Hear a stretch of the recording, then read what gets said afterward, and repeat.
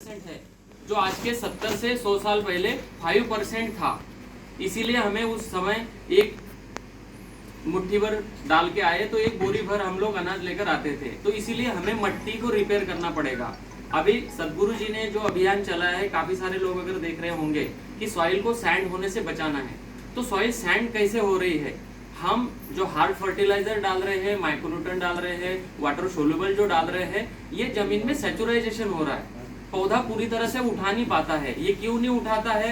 अगर हमारे जमीन में कार्बन परसेंटेज की मात्रा बहुत कम है तो ये 20% के लगभग लगेगा। अगर हमने 10 किलो खाद डाला है तो उसमें से 8 किलो मिट्टी में सेचुराइजेशन होगा और 2 किलो ही लगेगा। तो हमारी जो पैदावार है वो नहीं बढ़ेगी। तो कार्बन परसेंटेज रेशो पे हमें काम करना पड़ेगा। तो यूरिया, डीएपी, पोटाश तो डालना ही पड़ेगा, लेकिन उसकी मात्रा रहेगी कि हम लोग कितना डालें। आज की डेट में ऐसी चीज हुई है कि जहाँ 1 बोरी लगती थी वहां पे 10 बोरी डालने के बाद भी वो प्रोडक्शन हमें नहीं मिल पा रहा है। सही बात है? तो ये कब होगा? जब हमारी मिट्टी में जान होगी। जैसे भैया ने, सर ने निकाला कि हमें मिट्टी परीक्षण चाहिए, तो वो सही है कि हमारे मिट्टी में कार्बन परसेंटेज कितना है, पोटाश कितना है, नाइट्रोजन कितना है। ये सारी चीजें अगर हमारे सामने आएगी तो फिर हम लोग उसको रिपेयर करने में लग जाएंगे, क्योंकि काफी सारे क्षेत्र अलग अलग जगह पे अलग अलग मिट्टी का स्ट्रक्चर है। कई लाल मिट्टी है, कई पीली मिट्टी है, कई काली मिट्टी है। एक्चुअल बड़वानी क्षेत्र में मैं देखूं तो पूरी हेवी ब्लैक सॉइल है। अपने नर्मदा की जो बात करूं तो इसमें हमें रेसिड्यू फ्री फार्मिंग पे जाना पड़ेगा। जैसे यूरिया, डीएपी, पोटाश की मैं बात करूं, ये हार्ड फर्टिलाइजर है, नॉर्मल तरीके से मिल जाता है। अभी काफी सारी कीमतें बढ़ गई है, लेकिन हर किसान का प्रयास रहता है कि मैं अभी भर लूं और मेरी फसल में अच्छी कर लूं। तो उसको करना क्या है? जैसे 1 बोरी हमने पोटाश अगर डालना है तो 1 बोरी वन टाइमिंग नहीं डालना है, उसको फर्मेंटेड करना है। उसके 3 गुना छाड़िया खातर, जैसे गोबर खाद होता है, वो 2 साल पहला पुराना होना चाहिए, या फिर गन्ने का प्रेसमेंट वाली फैक्ट्री जो उसका रीयूज नहीं करती है, हमें बायो फर्टिलाइजर के रूप में हमें ही भर के देती है।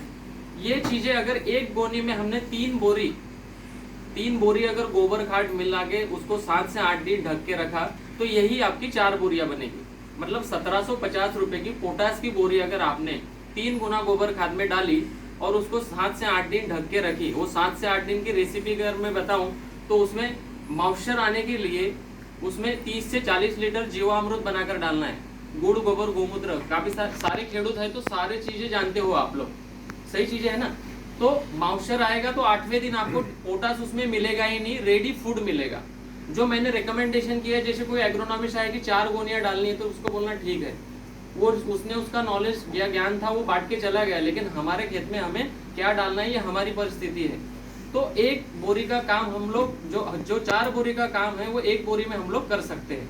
मतलब फर्टिलाइजर को कम करके अच्छी पैदावार हम लोग ले सकते हैं। कब? जब हमारे जमीन में कार्बन परसेंटेज रेशो अच्छा रहेगा तब।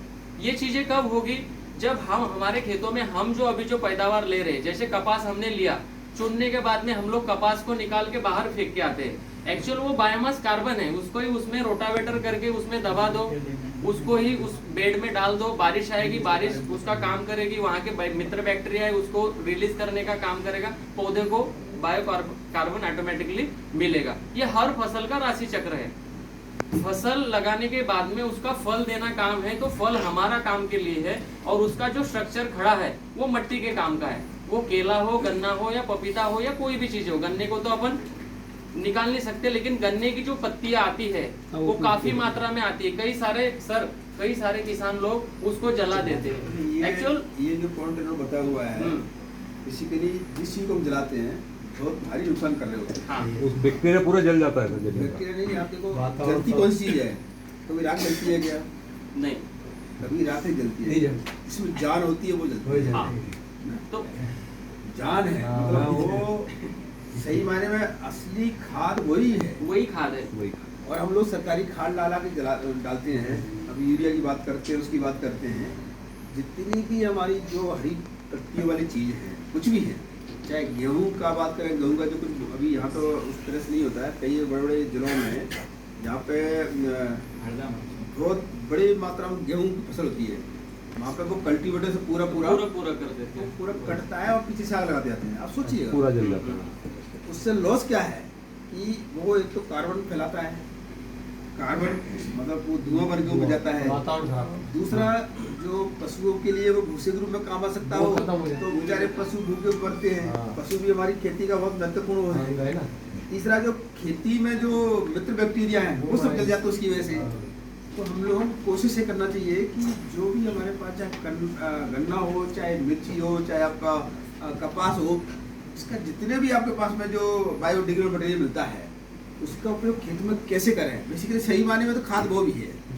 तो आपको सरकारी जो खाद पर डिपेंडेंसी कम करने के लिए इन सब चीज़ों के लिए आगे आना पड़ेगा। मतलब मैं मानता हूँ कि अभी जो एक शासन ने भी एक टॉपिक इस साल लिया हुआ है प्राकृतिक कृषि, प्रकृति को उसको बचाने बढ़ाने के लिए आप जगह जगह वर्कशॉप कराइए, लोग किसानों को जागरूक करिएगा। पुरानी पद्धति पे लौटने के लिए हम लोग जितना प्रोडक्शन बढ़ा रहे हैं हम लोगों को बीमार भी कर रहे हैं। एक तरफ तो हम लोग कह रहे हैं कि प्रोडक्शन बढ़ाओ भैया, यूरिया डालो, ये डालो, डीएपी डालो, और दूसरी तरफ अस्पताल में जाकर इलाज कराइएगा, 80 पैसे वहाँ खर्च कर दीजिएगा। तो हमें मिला क्या? कुछ नहीं मिला। घर में सब बीमारियां, सारी बीमारियां घर घर पहुंच गई हैं। तो हमको जो फायदा दिख रहा है वास्तव में वो फायदा नहीं है। फायदा वो होता है जो चीजें मतलब समझ करके साइंटिफिक तरीके से की जाए, वही हमारा फायदा है। हम लोग किसान लोग ऑर्गेनिक खेती करने की और प्राकृतिक खेती करने की जाए, आप लोग ऑर्गेनिक टैगिंग कर लोगे, आप उसका लाइसेंस ले लोगे, तो आपका वो वाला कम प्रोडक्शन भी आपको इतना महंगा बिक जाएगा, उसके बराबर वो दिख सकता है। धीरे धीरे जमाना उस पर भी आने लगा।